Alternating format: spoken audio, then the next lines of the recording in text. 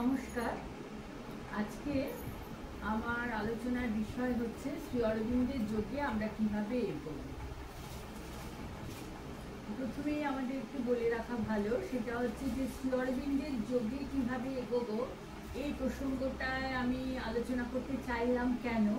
সেটা হচ্ছে যে আমরা আসলে কেউই কিন্তু যোগ সাধনা করছি না, তাই তো? আমরা সাধারণ মানে জীবনযাপন করি, কিন্তু তারই মধ্যে শ্রী অরবিন্দের যোগে এগোনোর জন্য আমাদেরও কিন্তু পথ আছে, এগোবার পথ আছে, এবং সেটা কিভাবে এগোবো সে পথের কথা মা শ্রী অরবিন্দ আমাদের বলে গেছেন। শ্রী অরবিন্দের যোগ আমরা সবাই জানি নূতন যোগ বা সমন্বয়ের যোগ। তার কারণ শ্রী অরবিন্দের যোগ আর সকলের যোগের থেকে আলাদা। আমাদের দেশে কিন্তু যোগের যে ঐতিহ্য সে বহু প্রাচীন, কিন্তু শ্রী অরবিন্দ বলছেন যে আমার যোগের সাথে অন্য সকলের যোগের পার্থক্য হলো এই যে আমার যোগ হচ্ছে রূপান্তরের যোগ, যেখানে আমি আমাদের প্রতিটা সত্তার পরিবর্তনের কথা বলি। এবং এইখানে সাধারণত আগে যেটা হয়েছে যোগ সাধনায়, যে যোগীরা তারা তাদের যে আধ্যাত্মিক উপলব্ধির মধ্যে দিয়ে তারা সেই উচ্চ দৈব শক্তির সাথে যুক্ত হয়েছেন, কিন্তু সেই যে যোগ সাধনা, সেই যোগ সাধনার ফলে আমাদের মানে সত্তার সমস্ত জায়গার যে রূপান্তর সেটা কিন্তু সাধিত হয়নি। এবং শ্রী অরবিন্দ বলছেন যে আমাদের সত্তাকে মূলত আমরা যদি চারটে ভাগে ভাগ করতে পারি, একটা হচ্ছে আমাদের দৈহিক সত্তা, আরেকটা হচ্ছে আমাদের প্রাণিক সত্তা, মানসিক সত্তা এবং আমাদের চৈত্য সত্তা। এখন কথা হলো যে এই যে চারটে সত্তা, এই চারটে সত্তাকেই কিন্তু আমাদের রূপান্তরিত করতে হবে, না হলে কিন্তু যোগ সাধনায় কোনো লাভ হয় না। শ্রী অরবিন্দ দিলীপ রায়কে একটা চিঠিতে লিখছেন একজন যোগীর কথা, যে যোগী খুবই মানে যোগ সাধনায় তিনি অনেক দূর উঠেছিলেন। একবার কি হলো, তাকে একটা কুকুর কামড়েছিল। তো কুকুরের তিনি তার যোগ সাধনার দ্বারা তার ওই কুকুরের বিষটাকে তিনি আটকে রেখেছিলেন, এবং বিষটা কোনোভাবেই তার দেহের অন্যান্য জায়গায় ছড়াতে পারেনি। বেশ অনেক বছর অতিক্রান্ত হয়ে গেছে, হঠাৎ কোনো একটা কারণে সেই যোগী রেগে গেছেন, ক্রুদ্ধ হয়েছেন, অর্থাৎ তার যে ভাইটাল যে বিং, প্রাণিক সত্তা, সেখানে কোনোভাবে ক্রোধ আক্রমণ করেছে। যে মুহূর্তে তিনি ক্রুদ্ধ হলেন, সেই মুহূর্তে ওই যে বিষটা, যেটাকে তিনি এতদিন নিয়ন্ত্রণে রেখেছিলেন, সেটা কিন্তু এসে তাকে আক্রমণ করলো, আক্রান্ত হলেন তিনি, এবং তার মৃত্যু হল। শ্রী অরবিন্দ বলছেন যে তার কারণ একটাই, যে সমস্ত স্তরগুলোকে রূপান্তরিত করা হয়নি। শ্রী অরবিন্দর যোগ কিন্তু সেইখানেই তার বৈশিষ্ট্য, যে তিনি সত্তার সমস্ত স্তরে সেই যোগ সাধনার যে ফল সেটাকে নিয়ে আসতে চাইছেন, সমস্ত স্তরে সেটাকে বাহিত করতে চাইছেন। এবং শ্রী অরবিন্দ এই প্রসঙ্গে শ্রী চৈতন্য, তারপরে রামপ্রসাদের সাধনা, তারপরে শ্রীরামকৃষ্ণের সাধনা সমস্ত আলোচনা করে দেখিয়েছেন, যারা প্রত্যেকেই অনেকটাই গিয়ে গেছেন। এবং বিশেষ করে শ্রীরামকৃষ্ণ, বিবেকানন্দ, এরা যে পথে এগিয়েছিলেন, আমি সে পথেই এগিয়ে, আমি নতুন কিছু করছি না, কিন্তু তবুও একটা নতুন বটে, যে আমি সেই পথে এগিয়ে আমার সাধনাটাকে আরেকটু এগিয়ে নিয়ে যাচ্ছি, যেখানে আমরা বলছি যে আমাদের সমস্ত স্তরগুলোকে রূপান্তরিত না করলে কোনো লাভ হবে না। এবং শ্রী অরবিন্দ তো আমাদের দেখিয়েছেন যে আসলে আমরা সবসময় মনে করি যে বিশ্বাতীত এক চেতনা রয়েছেন, এবং এই বিশ্বাতীত চেতনার সাথে বৈশ্বিক বা বিশ্ব জাগতিক যে চেতনা, তার মধ্যে একটা ফারাক থাকে। তিনি অতিবর্তী দেবতা বা ঈশ্বর, এবং তিনি অতিবর্তী, এবং আমরা তার সাধনা করছি বিশ্ব জগতে বসে। কিন্তু শ্রী অরবিন্দ বারবার করে বলছেন যে সেই যে বিশ্ব জাগতিক চেতনা, তিনি কিন্তু বৈশ্বিক চেতনাও বটে। তার কারণ যে তিনি আমাদের যে এই বিশ্ব জগৎ তার প্রতিটি বস্তুতে, এমনকি জড় বস্তুর মধ্যেও সেই চেতনা রয়েছে। সেই চেতনা যদি না থাকতো তাহলে কখনোই জড় থেকে প্রাণ আসতো না। বিজ্ঞানীরা দিনের পর দিন বিজ্ঞান সাধনা করেও কিন্তু তারা সেই রহস্যটা আজও আবিষ্কার করতে পারেননি যে কি করে দেহের মধ্যে একদিন প্রাণের সঞ্চার হলো, প্রাণের মধ্যে একদিন চেতনার সঞ্চার হলো। শ্রী অরবিন্দ বলছেন তিনি নিজেই এই জড়ের মধ্যে সবকিছুর মধ্যে তিনি নিজেকে চালিয়ে দিয়েছেন, তিনি তার মধ্যে নিজে রয়েছেন গোপন হয়ে। তাকে আমাদের কাজ হলো তার সেই যে সুপ্ত যে চেতনা সেটাকে জাগিয়ে তোলা এবং আমাদের দেহের, মনের, প্রাণের সমস্ত স্তরে সেটা জাগিয়ে তোলা। এখন প্রশ্ন হলো, আমাদের মনে হবে যে এটা তো অনেক বড় কথা, আমরা সাধারণ মানুষ, আমরা কি করে বা সে পথে এগোবো, আমাদের পথ কি, আমরা কি করবো? তো সেইখানে আমাদের মা রয়েছেন, মা আমাদের সুন্দর করে বুঝিয়ে দিচ্ছেন যে কিভাবে আমরা আমাদের দেহ, প্রাণ, মন সমস্ত স্তরে সেই সাধনাটা করব, সেই যোগ সাধনাই যাকে বলে। কিভাবে সম্ভব সেটা আমরা জানি যে মা যখন প্রথম এলেন আশ্রমে, মা প্রথমে এসেই কিন্তু দৈহিক শিক্ষার উপরে ভীষণভাবে জোর দিয়েছেন। ফিজিক্যাল এডুকেশনের আলাদা একটা ডিপার্টমেন্টই তৈরি করলেন। মা বলছেন যে দেহকে যদি আমি পরিমার্জিত, পরিশীলিত না করি তাহলে পরে কিভাবে আমরা যোগ সাধনায় এগোবো?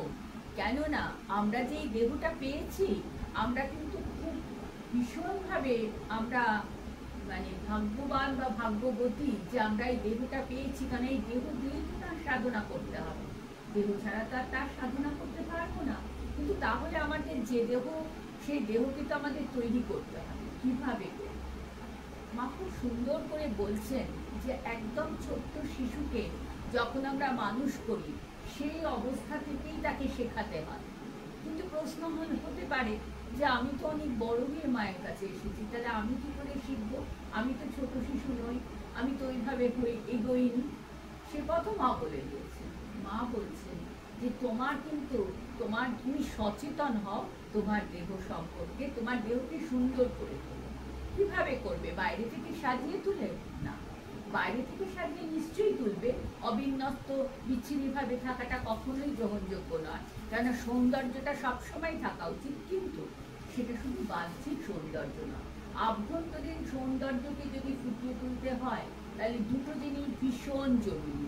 একটা হচ্ছে সুন্দর খাদ্যাভ্যাস, আরেকটা হচ্ছে ভালোভাবে ঘুম। চমৎকারভাবে ঘুমোতেই আমরা জানি না। মা বলছেন আমরা ঘুমোতে শিখিনি, আমরা অস্থির হয়ে ঘুমোতে যাই। আমরা হয়তো যখন ঘুমোতে যাই সেই সময় যদি আমরা শান্ত হয়ে এগোই তাহলে কিন্তু আমাদের শান্ত হয়ে যদি আমরা শুতে যাই, মনটাকে শান্ত করে, তাহলে ঘুমটা অনেক ভালো হয়। এবং আমরা সবাই জানি যে শ্রী অরবিন্দের যোগে তিনটে জিনিস ভীষণ গুরুত্বপূর্ণ। সেই তিনটে জিনিস কি? এক হচ্ছে অ্যাসপিরেশন অর্থাৎ আস্ফিতা, দুই হচ্ছে রিজেকশন অর্থাৎ বর্জন, আর তৃতীয় হচ্ছে সমর্পণ। তো মা বলছেন এই যে তিনটে প্রক্রিয়া আমাদের এই যে যোগ সাধনায়, এই তিনটে প্রক্রিয়াকেই কিন্তু আমরা আমাদের দৈহিক, প্রাণিক এবং মানসিক স্তরের রূপান্তরের মধ্যে দিয়ে করে তুলতে পারি। এই যে যখন মা বলছেন যে তুমি খাদ্যাভ্যাস, সুষম খাদ্যাভ্যাস তৈরি করো, তুমি খারাপ ধরনের খাদ্যাভ্যাসগুলো যেগুলো রয়েছে বা তোমার যে খারাপ অভ্যেসগুলো রয়েছে, সঠিক পশ্চারে না বসা, সঠিকভাবে না করা, বা কাজ করতে গেলে আমরা প্রায়শই বলি আর পারি না, এটা আমরা প্রায়শই বলি, কিন্তু আমরাও বলি, সবসময় বলছি। মা বলছেন যে তুমি যদি কাজটাকে পুজো হিসাবে গ্রহণ করো, তুমি যদি মনে করো যে আমার কাজ হচ্ছে আমার দেহের পূজা, তাহলে কিন্তু কখনোই তোমার ওই ভাবটা, ওই চিন্তাটা আসবেই না। এটা অভ্যেস করো। এই অভ্যেসটা তুমি কি করে করবে? এক হচ্ছে তোমার যে খারাপ অভ্যেসগুলো আছে সেগুলোকে বর্জন করো, আর হচ্ছে তুমি তোমার আস্ফিহাটা জাগিয়ে রাখো যাতে তুমি তোমার দেহটাকে সুন্দর করে গড়ে তুলতে পারো, এবং তার সাথে তুমি ব্যায়াম অভ্যেস করো। যেটা কিন্তু খুব জরুরি নিজেদের শরীরকে সুস্থ রাখার জন্য। তার মানে সুন্দরভাবে খাদ্যাভ্যাস, ভালো মতোভাবে ঘুমোতে শেখা এবং দেহের কিছু ব্যায়াম করা, এটা কিন্তু আমাদের জন্য একান্তভাবে জরুরি যদি আমরা আমার দেহকে সুস্থ রাখতে চাই। আর দেহকে সুস্থ যদি আমি রাখতে নাই পারি, তাহলে আমি সাধন পথে এগোবো কি করে? এটা তো আমার প্রথম পদক্ষেপ হবে নিজের দেহকে সুন্দর করে রাখার জন্য। সেই কারণে মা আমাদের দৈহিক সাধনাটা আমরা কিভাবে করব, নানান পদ্ধতি মা বলেছেন। অত ডিটেইল তো আলোচনা করা আমার সম্ভব নয়, কিন্তু আমরা সাধারণ মানুষ যারা, খুবই সাধারণভাবে আমরা মা শ্রী অরবিন্দকে যারা চিনেছি, যেভাবে তারা আমাদের কাছে এসেছেন, তারা কিন্তু সহজ পথ আমাদের বলে দিয়েছেন। সেই সহজ পথগুলো আমরা যদি একটু চেষ্টা করি, একটু কনসিয়াস হওয়া, সচেতন হওয়া, একটা কিছু ভুল করতে গেলেই সেটা কনসিয়াস হওয়া। মা যেমন বলছেন যে তুমি যখন কোনো যানবাহনে করে কোথাও যাবে, একটা জায়গা থেকে আরেকটা জায়গায় তুমি ওঠার আগে আমাকে একটু স্মরণ করে নিও। আমরা কি মনে রাখি? মোটেই মনে রাখি না। আমরা সব সময় ছটফট ছটফট করছি, এটার পরে এটা, এটার পরে এটা, কখন কি করে ফেলবো। এই যে জায়গাটা, এইটা একটু সচেতন হওয়া, আমাদের তার কাছে সারেন্ডার করে এগোনো। মা শ্রী অরবিন্দ কিন্তু বলেছেন যে আমার যোগে পথে তোমাদের এগিয়ে দেওয়ার জন্য মা দাঁড়িয়ে আছেন। মা তোমাদের হাতটা ধরেই রয়েছেন, মানে বাড়িয়েই রয়েছেন, তোমরা শুধু তার হাতটা ধরো। তাহলে হাতটা যদি আমরা না ধরি, তাহলে আমরা এগোবো কি করে? পথটা এটাই। এরপর আসছে প্রাণিক স্তর। প্রাণিক স্তরটা কিন্তু খুব গন্ডগোলের। শ্রী অরবিন্দ তার লেটার্স অফ ইয়োগাতে খুব সুন্দর করে বলছেন, সেখানে তো তিনি অনেক চিঠি লিখছেন, শিষ্যরা তাকে অনেক প্রশ্ন করছেন, সমস্ত প্রশ্নে তিনি উত্তর দিচ্ছেন। সেই উত্তর দিতে গিয়ে শ্রী অরবিন্দ বলছেন যে আমাদের যে প্রাণিক স্তর, সেই প্রাণকে কিন্তু প্রাণ আমাদের খুব জরুরি। কেননা প্রাণ শক্তি যদি না থাকে আমরা এগোতেই পারবো না। এবং সেটা শুধু সাধারণ জীবনে নয়, সাধকের জীবনেও, সাধন জীবনেও কিন্তু প্রাণ শক্তির একান্ত দরকার। কিন্তু প্রাণ শক্তির সমস্যা হলো তার আছে উদ্দামতা। সে এতটাই উদ্দাম যে তাকে কিন্তু লাগাম পরিয়ে রাখতে হবে। এখন এই লাগাম পরানোটা কি করে করব? মা খুব সুন্দর করে তার পথগুলো বাতলে দিয়েছেন। শ্রী অরবিন্দ তার লেটার্স অফ ইয়োগার যে 4th মানে 4 নম্বর যে খণ্ডটা, সেখানে মা ডিটেইলে ভাইটাল বা প্রাণ শক্তিকে আমরা কিভাবে নিয়ন্ত্রণে রাখবো তার একটা চমৎকার আলোচনা পাতার পর পাতা করে গেছেন। শিষ্যরা প্রশ্ন করছেন, তার আলোচনা শ্রী অরবিন্দ করে গেছেন। এবং সেখানে আমরা দেখতে পাই যে আমাদের মাও তার আমাদের পথ বাতলে দিয়েছে যে কি করে আমরা প্রাণ শক্তিকে, প্রাণের উদ্দামতাকে কিভাবে আমরা নিয়ন্ত্রণে রাখব। সেখানে দুটো জিনিস খুব জরুরি। একটা হলো, প্রথমে মনে রাখতে হবে যে প্রাণ শক্তির একটা সমস্যা হলো সে আমাদের অনেক সময় কিন্তু খুব প্রতারিত করে। তার কারণ হচ্ছে সে, তার তো চাহিদাটা অনেক বেশি। যেমন আমরা জানি যে আধুনিক সাইকোলজিতে আমাদের ফ্রয়েড দেখিয়ে দিয়ে গেছেন যে আমাদের ঈদ, ইগো, সুপার ইগো, তিনটে ভাগ তিনি করছেন। ঈদ বলে যেটা বলছেন সেটা একদম হচ্ছে একদম প্রায় তার চেতনাটা ভীষণ নিম্ন স্তর। এবং একটা বাচ্চার ছেলে বা মেয়ে, একটা শিশু, সে যেমন তার মানে কি হতে পারে কনসিকোয়েন্স, ফলাফল কি হতে পারে সেটা না বুঝেই যেমন চায়, তার যেমন একটা জেদ থাকে, আমাদের লোয়ার ভাইটালের কিন্তু সেই রকম জেদ। তবে আমরা যারা একটু পরিশীলিত, পড়াশোনা করেছি, কিছুটা কনসিয়াস, আমাদের হয়তো লোয়ার ভাইটালটা অতটা প্রবল নয়, কিন্তু হায়ার ভাইটালেরও সমস্যা আছে। সেও কি করে, সেও তখন একরকম মানে কৌশল নেয়, এবং এমন একটা কৌশল নেয় যে আত্মপ্রবঞ্চনার পথ সে বেছে নেয়। মাতাই বলছেন যে তোমার মনের সামনে একটা আয়না ধরো। তুমি যখন তোমার সামনে একটা আয়না রাখো, তখন আয়নায় যে তোমার নিজের প্রতিচ্ছবিটা প্রতিফলিত হয়, সেখানে তুমি তোমার কোথায় একটা চুল পেকেছে, কোথায় একটা দাগ লেগেছে, কি হয়েছে তুমি খুব নিখুঁতভাবে দেখো। ঠিক তেমনি ভাবে তোমার মনের সামনে একটা আয়না রাখো। সেই মনের সামনে যে আয়নাটা থাকে, সেই আয়নায় দেখো, যে নিজেকে দেখার চেষ্টা করো। কিভাবে দেখবে না, তুমি কোনোভাবে নিজেকে প্রবঞ্চনা করছো কিনা। প্রবঞ্চনাটা কিরকম বলছেন, যে অনেক সময় যেটা হয়, আমি কিন্তু ভিতরে ভিতরে বুঝতে পারছি যে আমি যেটা করছি ঠিক করছি না, বুঝতে পারছি, কেন আমাদের তো বুদ্ধি আছে, আমরা যথেষ্ট বুদ্ধি ধারণ করেছি। সুতরাং বুদ্ধি আমাদের বলে দিচ্ছে যে দেখো এই কাজটা কিন্তু ভালো হচ্ছে না, কিন্তু আমার ভাইটার আমাকে বলছে ছাড়ো তো, অত কিছু ভাবতে হবে না। দেখো, ও তখন একটা নিজের মতো করে যুক্তি তৈরি করে, এবং সেই যুক্তি দিয়ে আমাকে বলে এটা তুমি ঠিকই করছো, এটা তুমি ছাড়া এটা এটা ঠিকই করছো, দেখো এটা হয়তো মাসুর অরবিন্দই তোমাকে চাইছেন তুমি এই পথে যাও। এইভাবেও আমরা ভাবতে শুরু করিলাম। বলছেন এইটা তুমি, এই যে আত্মপ্রবঞ্চনা করার যে চেষ্টাটা, এটাকে কিন্তু তোমার বর্জন করতে হবে, এবং তার জন্য দরকার মনের সামনে একটা আয়না রাখা। আয়নাতে কিন্তু একদম সঠিকভাবে বস্তু প্রতিফলিত, সেই কারণে সে তোমার মনের আয়নাতে তুমি দেখতে পাবে, এবং তখন তুমি দেখবে যে তোমার মধ্যে এমন অনেক জিনিস আছে যে জিনিসগুলো তোমাকে সেখান থেকে তোমাকে বেরিয়ে আসতে হবে। তো মা বলছেন যে দেখো কিভাবে সেটা আমাকে করতে হবে। বলছেন যে এই আত্মপ্রবঞ্চনা না করার মানেই হচ্ছে তোমাকে আত্মসচেতন হতে হবে, সেলফ কনসিয়াস হতে হবে। এই সেলফ কনসিয়াসটা হওয়ার পথটা, সেখানে মা বলছেন যে দেখো, আমরা যদি সচেতন, আত্মসচেতন হতে চাই, তাহলে আমাকে কয়েকটা জিনিস বর্জন করতে হবে আর কয়েকটা জিনিস করতে হবে। এখন বর্জন করার ব্যাপারটা কি?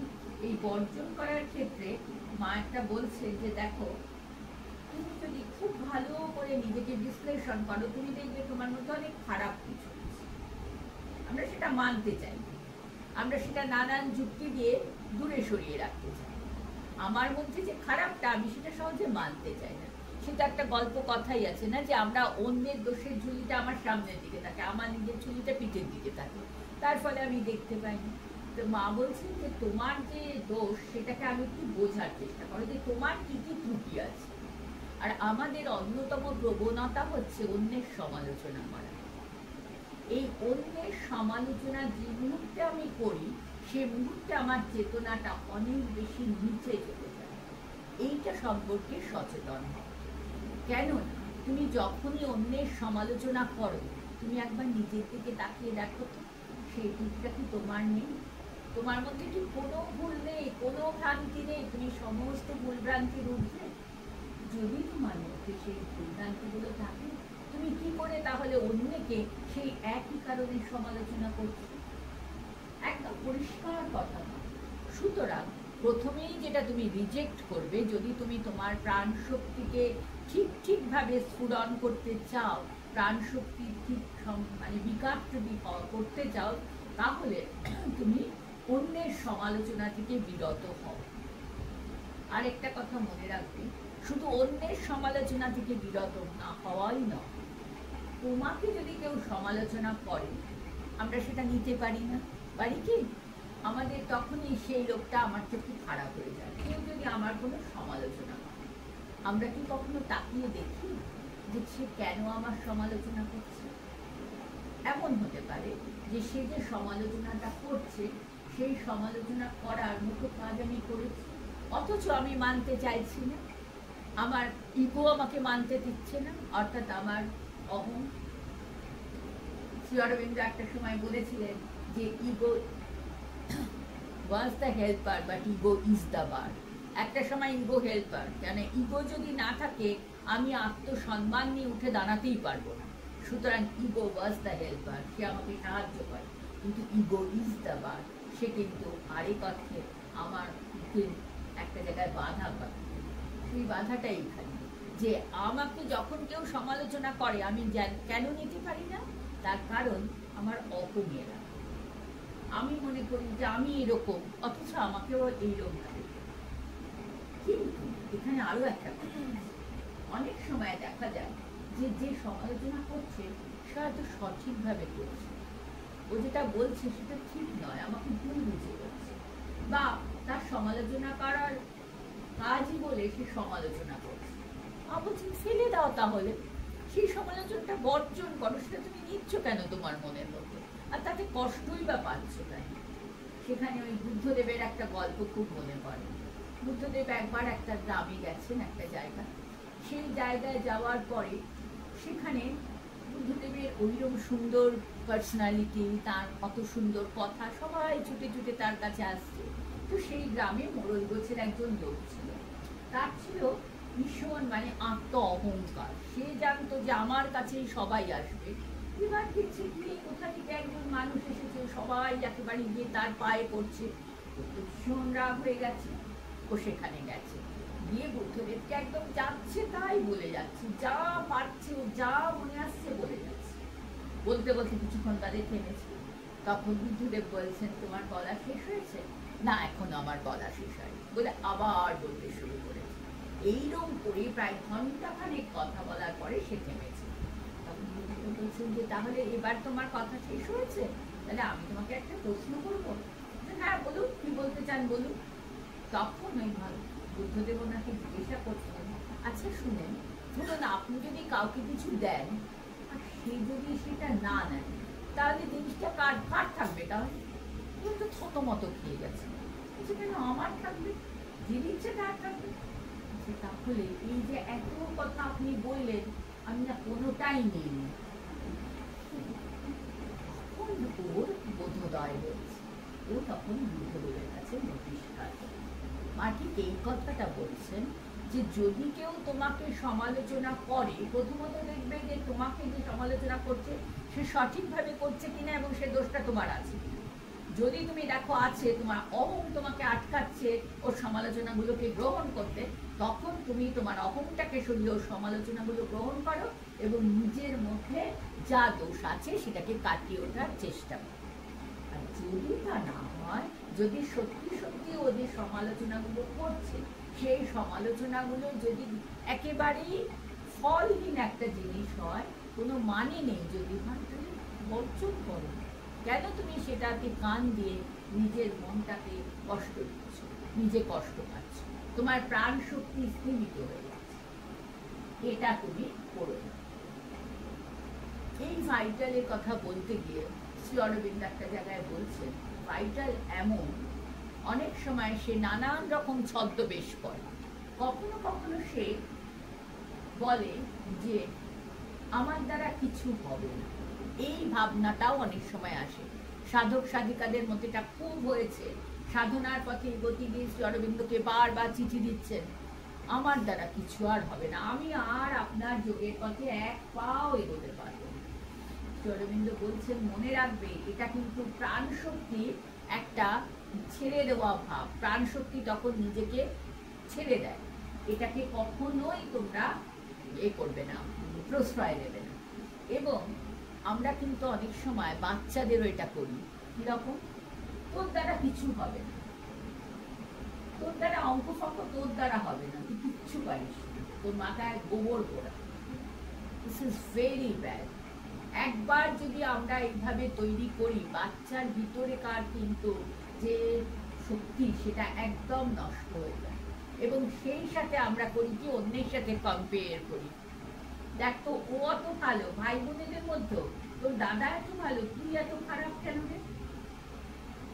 ও মা এত তাড়াতাড়ি বুঝে যায়, তোকে তো আমি বুঝিয়েও পারি না। এবং অন্যকে বলা যে ওর মাথায় কোনো মানে ঘিলু নেই, যে কতটা খারাপ একটা বাচ্চার তৈরি হওয়ার জন্য, সেটা মানে বলে বোঝানো যায়। এবং এটা বাড়িতে আমরা করি, স্কুলের টিচাররা করেন, মানে তারা টিচার হওয়ার যোগ্যই না মা বলছে। তা এই যে ব্যাপারটা, এটা আমরা বড় হয়েও আমরা অনেক সময় কিন্তু এইটা বলি যে আমার দ্বারা এটা আর হবে না। বা আমরা এমন মানুষকে তার ভিতরের মনোবলটা এমনভাবে ভেঙে দিই, বাজে কথা বলে সমালোচনা করে, যে তার মনে হয় যে আমার দ্বারা এটা কিছুতেই হবে না, আমি পারবো না। অরবিন্দ বলছেন একদম না। কে জানে তুমি পারবে কি পারবে না, একমাত্র মা জানে, তুমিও জানো না, আর যে তোমাকে বলছে সে তো জানেই না। সুতরাং এইসব কথায় কান দেবে না। ভাইটালের এই যে ব্যাপারগুলো, অর্থাৎ এইভাবে ভেঙে পড়ার যে ব্যাপার, সেটাও কিন্তু কোনোভাবেই গ্রহণযোগ্য নয়। সুতরাং সব সময় সতর্ক থাকবে। যদি তোমার মনে ওই রকম একটা হয় যে আমার দ্বারা এটা হবে না, আমি এটা পারবো না, সব সময় সাহস নিজের মধ্যে আনার চেষ্টা করবে, আত্মবিশ্বাস রাখবে, আর সবচেয়ে বড় কথা মায়ের কাছে সারেন্ডার করো। তাহলেই কিন্তু তুমি পারবে ওই জায়গাটা থেকে বেরিয়ে আসতে। ভাইটাল ড্রাইনেস বলছেন শ্রী অরবিন্দ একটা জায়গায়। এই ভাইটাল ড্রাইনেস, প্রাণবোধের শূন্যতা, মানে ড্রাইনেস মানে শুষ্ক হয়ে যাচ্ছে। হ্যাঁ, মানে আমি যেন মানে সমস্ত কিছু যেন শুকিয়ে গেছে জীবন। মানে যখনই আমি ভাইটালটাকে একটু করার চেষ্টা করছি, কি বলে, সংযত করার চেষ্টা করছি, তখনই ভাইটাল প্রাণশক্তি বলছে যে মানে জীবনে আমি আর কোনো আনন্দ পাচ্ছি না, আমার জীবনের সব আনন্দ এখন নষ্ট হয়ে গেছে। শাহানাদি যেমন একবার বলছেন যে আমি যখন প্রথম আশ্রমে গেলাম, আশ্রমে যাওয়ার পরে কিছুদিন পরে অসম্ভব গান ভালোবাসতেন, তো একটা সময় মনে হলো আমার যেন গানও আর ভালো লাগছে না, কিচ্ছু ভালো লাগছে না, সমস্ত কিছু যেন চারপাশটা যেন শুকিয়ে গেছে। বলছেন এই জায়গাটা থেকে আমার বেরিয়ে আসতে আমার অনেক সময় লেগেছিল। মা শ্রী অরবিন্দ সমানে আমাকে সাহায্য করেছেন এই জায়গাটা থেকে বেরিয়ে আসতে, যে এই জায়গাটাকে কিন্তু কখনোই মনের মধ্যে প্রশ্রয় দেবে না যে আমার যেন সব প্রাণ শক্তি ফুরিয়ে গেছে, আমার জীবনের আনন্দ যেন নেই, এই যে ব্যাপারটা, এটা থেকে বেরিয়ে এসো। এরপর মা খুব একটা পজিটিভ কথা বলছে, আমাকে বলছেন আরেকটা জিনিস খুব জরুরি প্রাণশক্তিকে কন্ট্রোলে রাখার জন্য, প্রাণশক্তিকে সংযত করার জন্য আরেকটা জিনিস ভীষণ জরুরি। সেটা কি? মা বলছেন যে সেটা হলো ইচ্ছা শক্তিকে বাড়ানো। আমাদের প্রত্যেকের কিন্তু ইচ্ছা শক্তি রয়েছে। আমার ইচ্ছা শক্তিকে আমি যদি বাড়াতে পারি, তাহলে কিন্তু আমার পক্ষে প্রাণশক্তিকে তারুণ্যে ভরপুর রাখাও সম্ভব, আবার অ্যাট দ্য সেম টাইম তাকে প্রয়োজন মতো সংযত করাও সম্ভব। সেটার জন্য আমার ইচ্ছা শক্তিকে অনেক বেশি শক্তিশালী করতে হবে। আমার মনে আছে আমাদের কলেজে বিবেকানন্দের উপরে একটা সেমিনার করেছিলাম, তখন সর্বপ্রিয়ানন্দজি গিয়েছিলেন। উনি বললেন ছাত্রছাত্রীদের, উনি তো ভারী সুন্দর বললেন আচ্ছা তোমরা সবাই হাতটা মাথার উপরে তোলো। সবাই তুললো। বলছেন আচ্ছা এইটুকুই তো, দেখো তো আরেকটু পারো কিনা। তখন সবাই অনেক চেষ্টা করলো, করে দেখা গেল তারা যতটা তুলেছিল তার থেকে বেশ কয়েক ইঞ্চি তুলে ফেলে। উনি তখন হেসে বলছেন তার মানে তুমি কিন্তু প্রথমেই ওইটা পারতে, তুমি তোলোনি। তার অর্থাৎ আমরা আমাদের ইচ্ছা শক্তিটাকে একটু কমিয়ে রাখো, ওইটাকে যতটা দূর সম্ভব উঁচুতে নিয়ে যাও, যতটা তোমার পক্ষে। অন্যের সাথে কম্পেয়ার করো না। কেউ হয়তো অনেকটা পারে, তুমি হয়তো তার থেকে একটু কম পারো, তাতে কিছু এসে যায় না। তুমি যতটা পারো সেটার একদম সর্বোচ্চ নিয়ে যাও। এইটা যদি তুমি ইচ্ছা শক্তিকে যদি তুমি নিয়ন্ত্রণে রাখতে পারো, তাহলে তোমার ভাইটালকে নিয়ন্ত্রণে রাখাটা কিন্তু এত কিছু কঠিন হবে না। ওই যে উদ্দাম যে একেবারে ঘোড়ার মতো ছুটছে রজশক্তি যাকে বলে, সেই রজশক্তিকে তুমি তাহলে একটু কমাও। সেই এতে খুব সুন্দর আছে সাংখ্য দর্শনে যে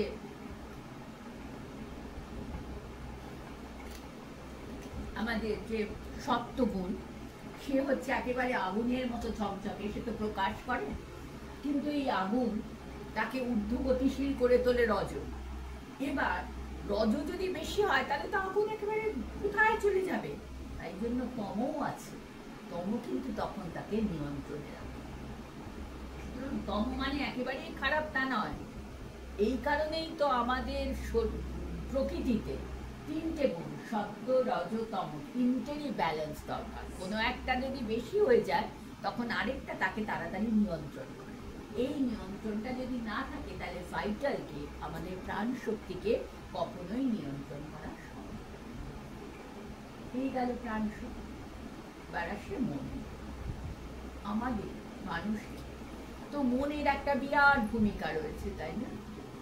তো মা বলছেন আমাদের মনের অন্যতম বৈশিষ্ট্য হলো তার কল্পনা শক্তি।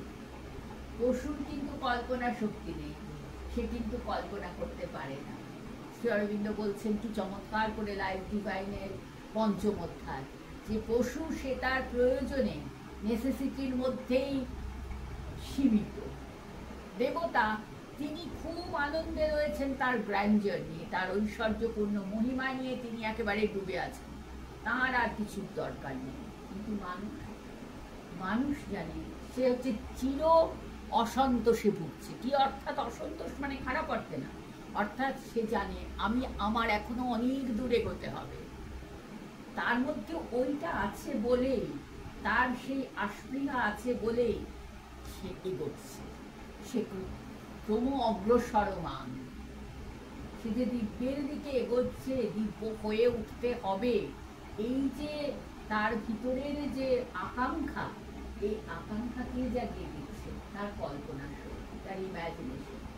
আমরা লক্ষ্য করে দেখেছি যে আমাদের যারা বেদের ঋষি বা ওয়েস্টার্ন ফিলসফাররাও প্রত্যেকে কিন্তু কল্পনাকে একটা বিরাট ভূমিকা দিয়েছেন। কল্পনা মানে অনেক কথা না, কল্পনা শক্তি যেটা আমাকে অনেকটা কিছু দেখতে সাহায্য করে, হ্যাঁ, আমাকে দ্রষ্টা করে তোলে। যে কারণে ঋষিদের বলা হতো কবি। কবিকে না যিনি সত্যকে দেখেন, কল্পনার দৃষ্টিতে তিনি সত্যকে দেখতে পান। তা এত কথা, আমরা অতি সাধারণ মানুষ, কিন্তু আমাদের মন আছে এবং মন আমাদের চালিত করবে, এটাই প্রধান, তাই না? হচ্ছে আমরা হচ্ছি মানুষ। এখন কথা হচ্ছে যে এই মনকে আমরা কিভাবে নিয়ন্ত্রণ করব, এই জায়গাটায় মা কিন্তু ভারী সুন্দর করে আমাদের কতগুলো জরুরি কথা বলেছে। সেই জরুরি কথা মানসিক বিকাশের জন্য মা কয়েকটা ভীষণ সুন্দর সুন্দর আমাদের কি বলবো দাওয়াই দিয়েছেন। সোজা কথা, এক হচ্ছে মনোসংযোগ বাড়াতে হবে। প্রথমেই মা বলছেন যে কনসেন্ট্রেশন বাড়াও। এবার এই কনসেন্ট্রেশন যে বাড়ানো, সেই কনসেন্ট্রেশন বাড়ানোর আরো কতগুলো পথ আছে, এবং এটা আমরা দেখেছি যে যে কোনো আধ্যাত্মিকতায় এই কথাটা বারবার বলা হয়েছে। আমরা জানি যে নরেন, সেই ছোট্ট নরেন, সে মাঝে মাঝে কিরকম ধ্যানে বসে যেত, একবার সাপ এসে রয়েছে তিনি জানেন না, এমনই ধ্যানস্থ হয়ে গেছেন, এমনই কনসেন্ট্রেশন। এবং যে কোনো মহাপুরুষ যারা, তাদের অনেক অনেক বেশি কনসেন্ট্রেশন থাকে, তুলনামূলকভাবে আমাদের অনেক কম, আমাদের চঞ্চল মতি আমরা, সোজা কথা। কিন্তু আমরা চেষ্টা করি আমাদের কনসেন্ট্রেশনকে বাড়াতে হবে। এবং এই কনসেন্ট্রেশন বাড়ানোর প্রসঙ্গে মা আরেকটা কথা বলছে যে এখানে চিন্তার সংযমটা খুব জরুরি। এই চিন্তার সংযম কথাটা আমরা বৌদ্ধ দর্শনে পেয়েছি, জৈন দর্শনে পেয়েছি, ভারতীয় অন্যান্য যে দার্শনিক যারা তারাও বলেছেন। এটা কি বলছেন যে খারাপ চিন্তাকে মন থেকে দূর করা এবং ভালো চিন্তাকে মনে আনা। এটার জন্য আমাদের ভালো বই পড়া, ভালো কথা শোনা, এগুলো আমাদের খুব জরুরি, যেগুলো আমাদের সাহায্য করে মন থেকে খারাপ চিন্তা দূর করতে এবং ভালো চিন্তাটাকে আনতে। এটা এক ধরনের মানসিক ব্যায়ামও বলা যায়। এবং এই মানসিক ব্যায়ামের কথা কিন্তু যে কোনো আধ্যাত্মিক মানুষ তারা বলেছে। এবং সে প্রসঙ্গে মা একটা কথা বলছে যে এবার আমরা কি করব। মা মানসিক ব্যাপারটা বলতে গিয়ে প্রথমেই একটা কথা বলেন, চিন্তাকে আমি কি করে নিয়ন্ত্রণ করব। সেটা বলতে গিয়ে মা প্রথমেই বলছেন যে আমাদের মনের, আমরা সবাই পড়েছি যে মনের গতি হচ্ছে একটা অসম্ভব, সেটা কি বায়ুর থেকেও বেশি গতিশীল। সেটা আমরা বুঝতে পারি কখন, যখন আমরা একটু ধ্যানে বসি, এদিক যায় সেদিক যায়, মনটা নানান চিন্তা এসে আমাদের আক্রমণ করে, ওরে বাবা রে বাবা, ভীষণ অবস্থা হয়, তাই না? তো বলছেন যে যে কোনো কাজ করার আগে স্টেপিং ব্যাক, অসাধারণ কথা। যে কোনো কাজ করার আগে তুমি দুপা পিছিয়ে যাও। আমরা কখনোই করি না, সব সময় তারা বলবে। আমি তো খুব বকুনি খেতাম আমার কর্তার কাছে, উনি তো ধীর স্থির মানুষ ছিলেন, আর আমি চিরকালই একটু তাড়াহুড়ো করা। তার মধ্যে যেহেতু এত দূরে চাকরি করতে যেতাম, সে তো সবসময় তাড়াহুড়ো আমার একটা ব্যাপারই হয়ে গিয়েছিল। কিন্তু তবু উনি বলতেন যে যখন কোথাও কোনো একটা কাজ করতে যাবে, কোনো একটা কিছু বেরোতে যাবে, একটুখানি ভেবে নাও তো সব ঠিকঠাক আছে কিনা। এটা মা বারবার বলছে। ইভেন মা বলছেন, ধরো কেউ তোমাকে কোনো একটা কথা বললো, তুমি তার কথাটা উত্তর দেবে, তুমি যদি খুব চটজলদি উত্তর দাও, বহু সময় এরকম হয় যে তোমার কথা একজন ব্যথা পেয়ে যেতে পারে, আঘাত পেয়ে যেতে পারে, কিন্তু তুমি যদি একটু চিন্তা করে নিয়ে উত্তর দাও, দেখবে যে তোমার কথাটা সঠিক জায়গা থেকে আসছে। শুধু তাই না, আমাদের প্রাণীর যে আবেগ, এই যে ক্রোধ, বিশেষ করে ক্রোধটা আমাদের সবচেয়ে বেশি, মানে সাধারণ জীবনে আমাদের সবচেয়ে বেশি আক্রমণ করে। মা বলছেন ক্রোধটাকে, লোভকে অনেক সহজে জয় করা যায়, ক্রোধকে জয় করা কিন্তু সবচেয়ে কঠিন। যোগীরাও এই কথাটা বলছেন। মা বলছেন যে ক্রোধের ক্ষেত্রেও তুমি যদি কারোর উপরে ক্রুদ্ধ হও, একটু তুমি ওই ক্রোধের জায়গাটা থেকে একটু সরে যাও, একটু স্টেপিং ব্যাক করো, দেখবে আস্তে আস্তে ওটা তোমার কমে গেছে। এই যে দাওয়াইটা মা দিয়েছেন, এটা কিন্তু আমাদের সাধারণ মানুষের পালনীয়, একান্ত পালনীয় কর্তব্য। এবং এ প্রসঙ্গে ওই যে মা বললেন না যে আমাদের সবাই রয়েছে কল্পনা শক্তি, মা এই কল্পনা শক্তির প্রসঙ্গে বলছেন যে কল্পনা শক্তিটাকে বাড়ানো দরকার। কিন্তু মনে রাখবে একটা কথা, সেটা হচ্ছে আমরা অনেক সময় কল্পনা শক্তিকে বাড়াতে গিয়ে আমরা অনেক সময় মিথ্যা কল্পনা করে ফেলি, এবং সেই মিথ্যা কল্পনাগুলো আমাদের জন্য খুব ক্ষতিকর। কিরকম উদাহরণ, মাত্র একদম বাস্তব উদাহরণ, মা বাস্তব উদাহরণ দিয়ে বলছেন যে ধরো তুমি কোনো একটা জায়গায় বেরোবে, তুমি তার আগেই শুনেছো দুর্ঘটনা ওখানে হয়েছে, তুমি কল্পনা করতে লাগছো যে তোমার ওই দুর্ঘটনা ঘটলে কি হতে পারে, বা তোমার প্রিয়জন বেরোচ্ছেন, তুমি ভাবছো কিছু একটা হবে না তো। মা বলছেন এই যে নেগেটিভ কল্পনা, এটা করতে গিয়ে তুমি কিন্তু ওই ইভিল ফোর্সকে ডেকে আনছো। এই ইভিল ফোর্সকে আমরা কিন্তু প্রায়শই ডেকে আনি, এবং এটা যদি আমরা বন্ধ করি তাহলে সেটা খুব জরুরি। বিশেষ করে মা বলছেন ইভেন অসুখের ক্ষেত্রে, হয়তো তোমার অসুখ করেছে, মানে ভালো রকম অসুখ করেছে, তখন যদি তুমি বারবার আরো কি হতে পারে, আরো কতদূর কি হতে পারে সেইটা ভাবতে শুরু করো, তাহলে কিন্তু সেটা তোমাকে আরো ক্ষতিগ্রস্ত করবে। একদম আমি মানে ভীষণভাবে বলছি এটা যে কতটা জরুরি, আমি আমার বাবাকে দেখে বুঝেছি। আমার বাবা মারা গেলেন 94 বছর বয়সে, এবং বাবা একাই থাকতেন, আমরা কাছাকাছি সবাই, শেষের দিকে বাবা একাই থাকতেন, মা 10 বছর আগে চলে গেছেন। বাবা যখন মানে একা থাকতেন 10 না 15 বছর, বাবা গেলেন 24 সালে, ওই 24-এর শেষে, মা গিয়েছিলেন 10 সালে। বাবা যখন থাকতেন, বাবাকে যখন আমার বোন কখনো বলতো তুমি যেভাবে নড়বড় করে বাবা ওঠো, তুমি কোনদিন না পড়ে যাও, বাথরুমে পড়ে যাবে, বাবা বলছেন আমার কোনোদিন আমি পড়বো না, আমি রোজ ভগবানকে ডাকি, আমাকে ভগবান কোনোদিন এত শাস্তি দেবেন, আমি জীবনে কখনো বিছানায় একদিনের জন্য শোবো না। এবং তাই হলো, একটা দিন মানে একটা দিনের জন্য, একটা বেলার জন্য নির্জনে একদম সজ্ঞানে কথা বলতে বলতে চলে গেছেন মানুষ, এত মনে চলছে। এই যে বলছেন তোরা ওইসব ভাববি না, আমি খারাপ আছি, কথা ভাববি না। যখনই কেউ ফোন করছে কখনো বলতেন না আমি খারাপ আছি, সবসময় বলতেন ফার্স্ট ক্লাস আছি, এটা একদম মুখের কথাই ছিল বাবা। তো এই যে ব্যাপারটা, অর্থাৎ আমার শরীরে তো, শরীর থাকলে তার রোগ থাকবে, তার কষ্ট থাকবে, কিন্তু সেইটাকে প্রাধান্য দিয়ে কল্পনা শক্তিকে বাড়িয়ে বাড়িয়ে আমরা আরো ইভিল ফোর্সকে দেখি, এটা করা কিন্তু একেবারেই উচিত নয়।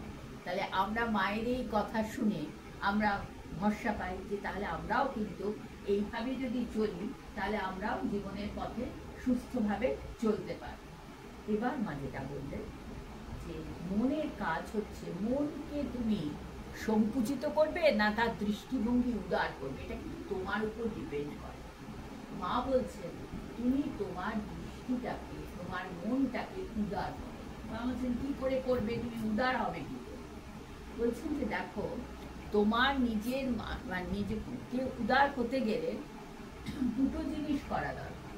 একটা হচ্ছে তোমার নিজের যে ক্ষুদ্র স্বার্থ আছে সেটা থেকে একটু বেরিয়ে আসা, আর দ্বিতীয় হচ্ছে অন্যের মনের কষ্টটাকে বোঝা। আমরা অনেক সময় খুব চটাপট একটা সিদ্ধান্তে চলে আসি একজন মানুষের সম্বন্ধে, একটা কিছু দেখলাম ও এরকম ও সেরকম, এই যে সিদ্ধান্তে আসি এটা কিন্তু আমার মনের অনৌদার্যের পরিচয়।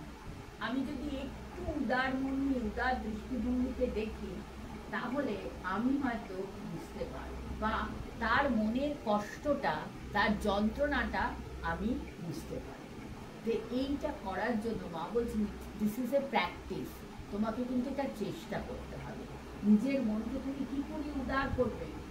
মা বলছেন চলে যাও সমুদ্রের ধারে, দেখো না সমুদ্রের বিশালতা, চলে যাও আকাশের সামনে, আকাশের দিকে তাকিয়ে দেখো যে আকাশ কিরকম উদার।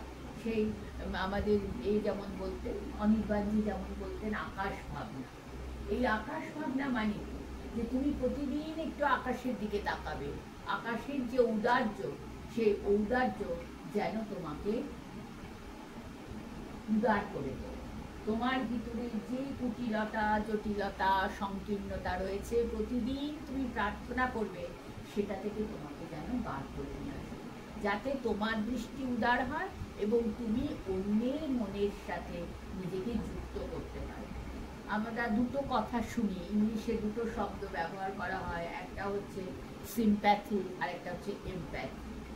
সিম্প্যাথি মানে হচ্ছে সহানুভূতি, যেখানে আমি আরেকজনকে সহানুভূতি দেখাচ্ছি কিন্তু সেখানে আমি তার থেকে একটু আলাদা এবং আমি নিজেকে একটু উঁচু জায়গায় রাখছি। কিন্তু যখন আমি এমপ্যাথি বলি সমানুভূতি, আমি তার সাথে এক হয়েছি, আমার তার কষ্ট আর আমার কষ্ট এক হয়ে গেছে, তখন কিন্তু আমি তার মনের কষ্ট তার যন্ত্রণা অনেক বেশি ভালো বুঝতে পারবো।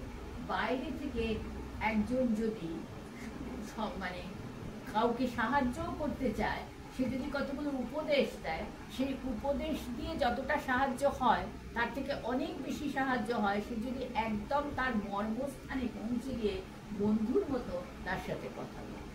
তার মানে সমানুভূতি। মা সেটাই বলছে যে এই যে ঔদার্য, এই ঔদার্য মানে হচ্ছে তোমার মনের মধ্যে সমানুভূতিটাকে বিকশিত হওয়ার চেষ্টা করা, বিকশিত করার চেষ্টা করা। তো সেটা কি করে করবে? আমাদের কতই বা ক্ষমতা, নিশ্চয়ই পারা যাবে। প্রথম কথা মনে সেই ইচ্ছাটা থাকা দরকার।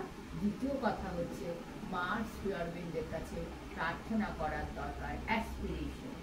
যে অ্যাসপিরেশনটা, যে আশঙ্কাটা যদি আমি আমার মধ্যে ফুটিয়ে রাখি তাহলে নিশ্চয়ই আমি পারব নিজের মনকে উদার করতে। আমরা বহু সময় দেখেছি যে একটু চেষ্টা করলেই কিন্তু উদার হওয়া যায়। উদার হওয়া কিন্তু এমন কিছু কঠিন না, আর তার জন্য এমন কিছু মহত্বের দরকার হয় না, কিন্তু আমরা চেষ্টা করি না। আমরা চেষ্টা করি না, আমরা নিজের মধ্যে যে ক্ষুদ্র স্বার্থ ক্ষুদ্র আশা আকাঙ্ক্ষা সেগুলোতে এতটাই নিজেকে আটকে রাখি যে আমরা চাই না সেই সমুদ্রের মতো বিশাল হতে, আকাশের মতো উদার হতে, এবং চাই না বলেই কিন্তু আমাদের অনেক সমস্যা হয়। এবং এই যে ব্যাপারটা এখানে যেটা হয় সেটা হচ্ছে কি না, মা বলছেন যে এই ব্যাপারটা কিছুই না, এটা হচ্ছে চেতনার প্রসারণ। এই জিনিসটাকে মা বলছেন চেতনার প্রসারণ। এই চেতনার প্রসারণ তখনই সম্ভব হবে যখন আমি নিজের ওই ছোট্ট জায়গাটা থেকে একটু বেরিয়ে আসবো। আর তারই সাথে আরেকটা জিনিস খুব দরকার, সেটা হচ্ছে শান্ত হতে।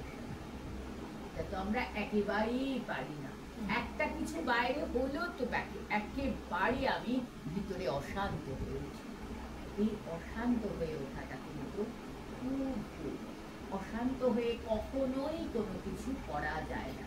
সে যে মা একটা কথা বলছেন, একবার কি হলো, বাইরে প্রচন্ড ঝড় হচ্ছে, মা একটু দূরে ছিলেন। মা ভাবছেন কি বাবা, শ্রী অরবিন্দর ঘরের সমস্ত জানলা দরজা তো খোলা, কি হলো ঝড়ে বোধহয় সব একেবারে উঠাল পাঠাল ছুটতে গেছে। গিয়েই দেখছেন শ্রী অরবিন্দ বসে আছেন, চারপাশটা একদম শান্ত, কোথায় ঝড় কোথায় কি, সে ঘরে কিছুই নেই। মা বলে আমি যেন মুহূর্তের মধ্যে আত্মবিস্মৃত হয়ে গিয়েছিলাম যে আমি কার কথা ভাবছি। তিনি তো সেই মহান যোগী, তিনি তো পরম শান্ত, তার কাছে অশান্তি পৌঁছবে কি করে। আমি নিজেকে সেই মুহূর্তে যেন আমিও ভুলে গিয়েছিলাম। শ্রী অরবিন্দর কথা ভাবতে গিয়ে তার সাথে তো চেতনায় এক মানে একাকার, ভাবছেন যে তার কি জানি কি হলো, তার ঘরে কি তার আমিও সেই মুহূর্তে আত্মবিস্মৃত গিয়ে দেখলাম সমস্ত শান্ত।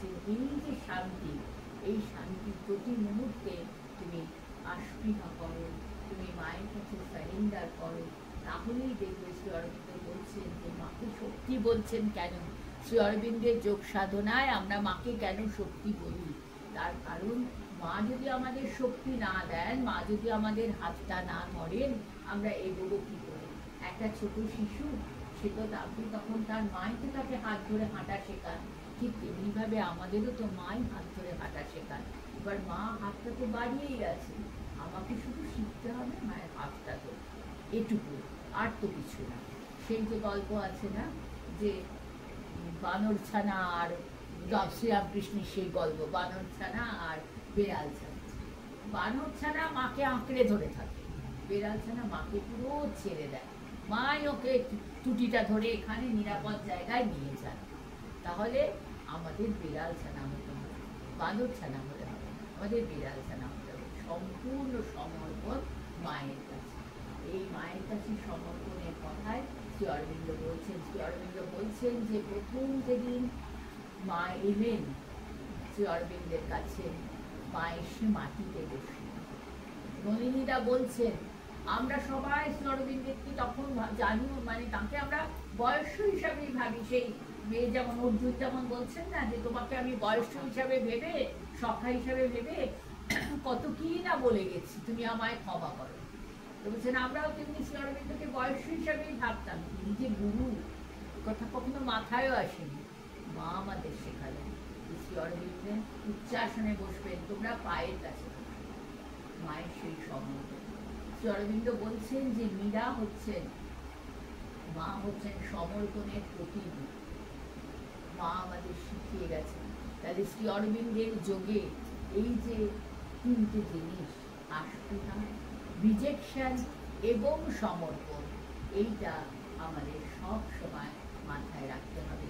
এবং সেই কারণে আমাদের মনে রাখতে হবে মায়ের সেই কথা, মায়ের সম্পর্কে মা নিজে আমাদের যে কথাটা বলে গেছেন যে I am always with you, I shall never fail you in prosperity or in adversity. Even when you sink, I am with you. I do not stand on the shore and merely look at you from a distance. I sink with you, for I am you. আমি সর্বদা তোমাদের সঙ্গে আছি, তোমাদের সম্পদে বিপদে কখনোই আমি তোমাদের ছেড়ে যাই না।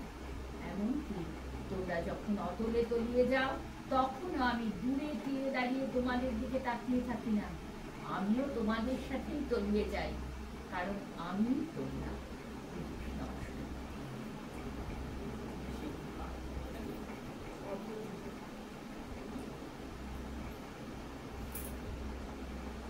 এই জন্যই যখন সবাই বলে না যে তোমরা এত মা মা করো কেন, তোমাদের তো এটা তো শ্রী অরবিন্দ আশ্রম, এটা নিবি না, এটা তো শ্রী অরবিন্দ আশ্রম, তোমরা